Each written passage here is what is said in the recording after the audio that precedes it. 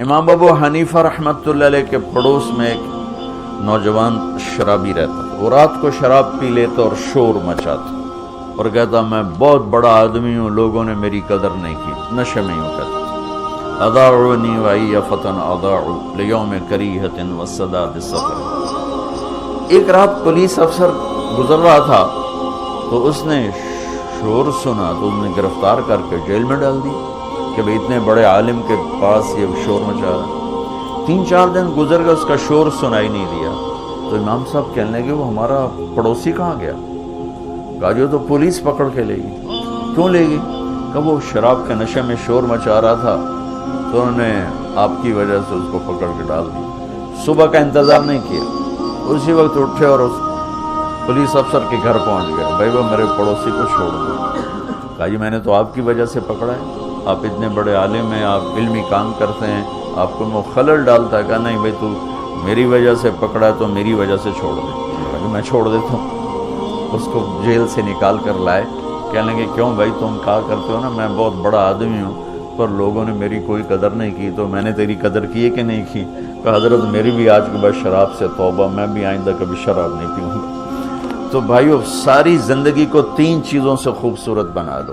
عبادات تو میں نے پہلے بتا دی، فرائض کی تو کوئی معافی نہیں۔ ایک سچائی جس بھی شعبے میں ہو، سچ، دیانتداری جس کام میں ہو، دیانتداری، انصاف، حسن سلوک، یہ 3 کام کرنے والا مجھے میرے رب کی قسم کھا کے کہتا ہوں یہ 24 گھنٹے کا نمازی۔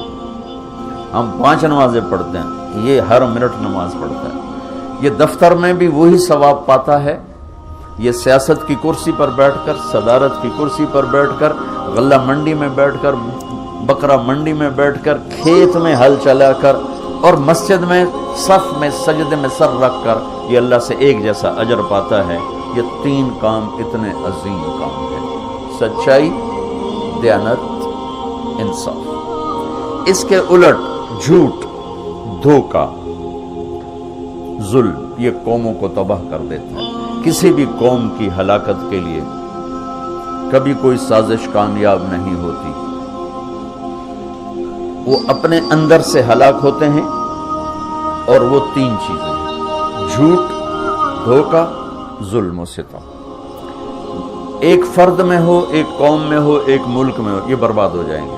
سچائی اور دیانت اور انصاف جس ملک میں، جس قوم میں، جس فرد، جس ادارے میں، اللہ اس کو عزت دے گا، جو سورج کی طرح چمکائے گا چاہے اللہ کا انکار کر دے۔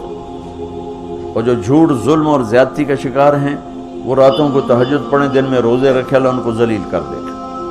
تو بھائیو یہ ہمارا خوبصورت دین ہے جو میرے نبی نے ہم تک پہنچایا، اور اللہ تعالیٰ کہ فضل و کرم سے آج تک وہ زندہ سلامت ہمارے پاس ہے۔